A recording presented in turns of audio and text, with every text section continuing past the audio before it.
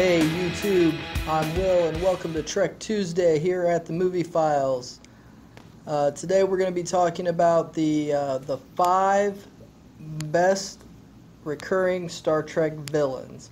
Now the Star Trek franchise has some of the best and most interesting villains in all of cinematic and television history. In a franchise that relies more on character development than mindless action, great and well-developed villains are a must, and Star Trek has very rarely ever disappointed in this regard. The following is a countdown of the top 5 recurring villains across all 6 Star Trek television series, including the animated series, and all 12 feature films.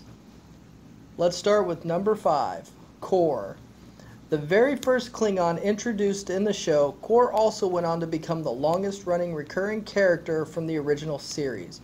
Kor was introduced in the original series episode Errand of Mercy, which also brought the Klingons into the Star Trek universe. Kor would later be brought back, along with the original series Klingons Kang and Koloth, in the Deep Space Nine episode Blood Oath. Kor would go on to be featured in a total of 3 Deep Space Nine episodes, plus 1 episode of the animated series where he was voiced by James Doohan instead of John Colicos, who played the character in all of his live-action appearances. Number 4, the Borg Queen. Originally meant as a one-off character, the Borg Queen was introduced in the TNG feature film Star Trek First Contact. Despite her apparent death in that film, the character was brought back for Star Trek Voyager and had several recurring appearances on that show, played by Susanna Thompson. She was also used as the main villain in the Voyager series finale. However, in that appearance, she was once again played by Alice Krige, who originated the character in First Contact. The Borg Queen's change in appearance and her apparent death are never addressed. Number 3, Gul Dukat. Gul Dukat was introduced in the very first episode of Star Trek Deep Space Nine, and went on to become that show's main villain and something of an arch-nemesis to Benjamin Sisko. Gul Dukat easily has the most appearances of anyone on this list, and most likely the most appearances of any recurring character in the entire Star Trek franchise. He could also be considered, arguably, the most purely evil villain in the entire franchise, even going so far as to actually make a deal with the devil in the form of the Bajoran Pa Wraiths. Number 2, Khan.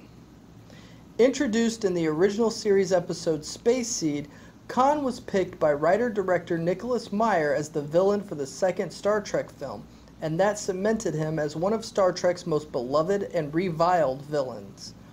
Khan is such a popular villain that he was used once again by J.J. Abrams for the film Star Trek Into Darkness. In hindsight, this probably wasn't the best idea, because I'm not sure that JJ and his team really understood how to really use that character, and the use of Khan just ended up making Into Darkness very derivative of the Wrath of Khan. And the number 1 recurring Star Trek villain, Q. Easily one of the most popular and most beloved Star Trek characters, Q almost didn't exist. Gene Roddenberry originally intended for the pilot episode of Star Trek The Next Generation to be only a standard-length hour-long episode, and that episode was focused on a Federation outpost called Farpoint Station. At the behest of the studio, the pilot was reformatted to a 2-hour episode, and the Q character was added to the already existing pilot script. Q would go on to make 14 appearances across all 3 TNG-era shows. Q has also been used in the tie-in materials like novels and video games, and even went toe-to-toe with Spock in 2 Simon & Schuster audio dramas. So there you have it, my list of the 5 best recurring Star Trek villains. If you have anybody to add, any agreements or disagreements, let us know in the comments section below. Thanks for listening, and have a nice day. Hi everyone, if you enjoyed this video, make sure you like, share, subscribe. Be sure to check me out on Facebook and Twitter, and don't forget to head on over to TheBlaze and check out my weekly column where I do movie reviews and general Hollywood industry commentary. You can find the links for all those things in the description below. Have a nice day.